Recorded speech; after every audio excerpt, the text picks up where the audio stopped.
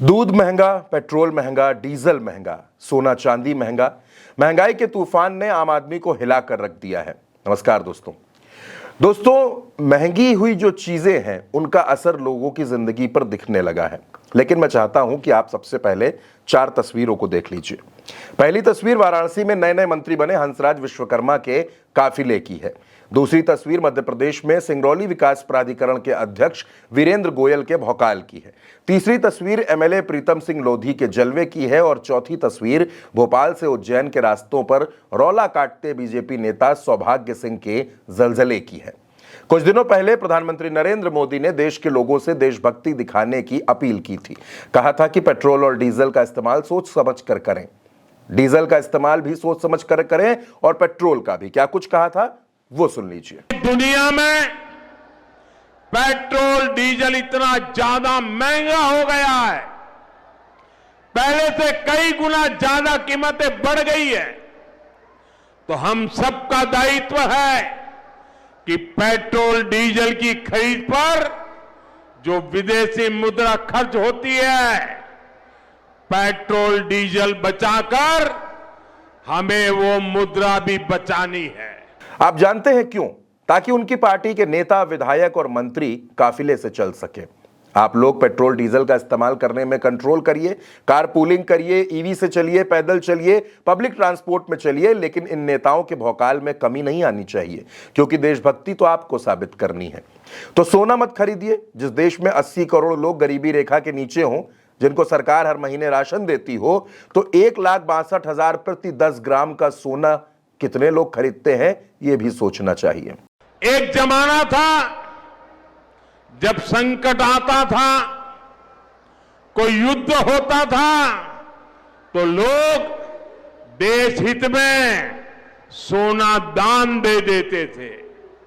आज दान की जरूरत नहीं है, लेकिन देश हित में हमको ये तय करना पड़ेगा कि साल भर तक घर में कोई भी फंक्शन हो, कोई भी कार्यक्रम हो, हम सोने के गहने नहीं खरीदेंगे, सोना नहीं खरीदेंगे।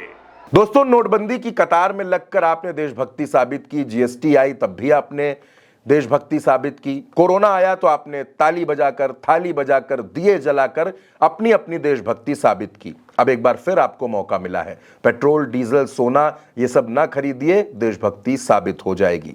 महंगा दूध खरीद लीजिए, आपकी देशभक्ति साबित हो जाएगी।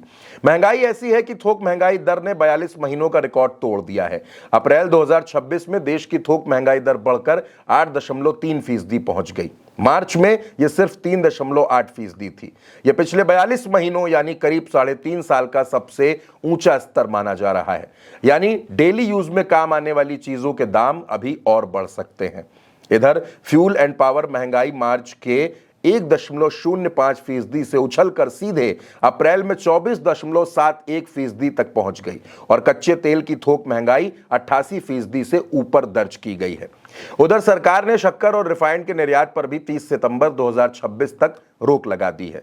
शक्कर पर निर्यात इसलिए क्योंकि गन्ने से एथेनॉल बनाने की तैयारी हो रही है। क्या आने वाले दिनों में भी महंगाई से कोई राहत मिलेगी, इसकी उम्मीद कम करिएगा दोस्तों।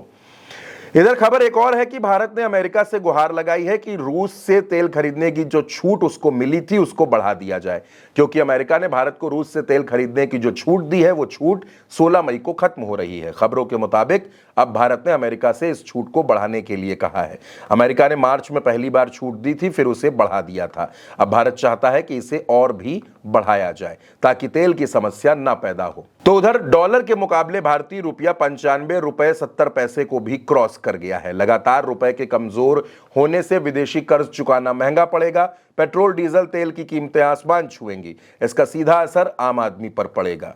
प्रधानमंत्री ने 4 मई तक इस देश के लोगों से इन तमाम हालातों पर कुछ नहीं कहा, लेकिन जैसे ही 5 राज्यों का चुनाव खत्म हुआ, 24 घंटे में 2 बार उन्होंने देश से देशभक्ति दिखाने की अपील की। अब दोस्तों, ये तो पुरानी कहावत है कि भूखे पेट भजन नहीं होता। देश के लोग देश का साथ देना चाहते हैं, देशभक्ति भी दिखाना चाहते हैं, लेकिन महंगाई की मार झेलकर वो इन हालातों से कितना लड़ पाएंगे।